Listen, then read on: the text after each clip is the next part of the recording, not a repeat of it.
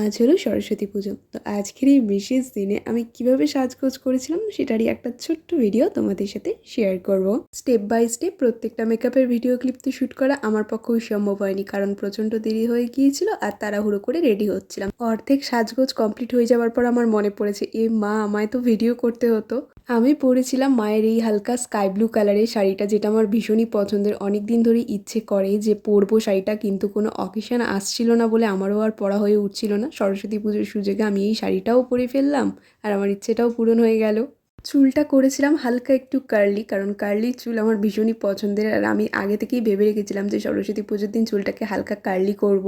যেহেতু দিনের বেলায় বেরোবো তাই হেভি মেকআপের কোনো প্রশ্নই আসে না। আমি এখানে কোনো রকমের ফাউন্ডেশন ইউজ করিনি আর অফ ক্যামেরাতেই ময়েশ্চারাইজার, সানস্ক্রিন সব কিছুই আমার অ্যাপ্লাই করা হয়ে গিয়েছিল। কনসিলার আর লুজ পাউডার দিয়ে সেদিনের পুরো মেকআপটা আমি কমপ্লিট করেছিলাম আর এটা হচ্ছে আমার ফাইনাল লুক। কেমন লাগছে অবশ্যই জানিও।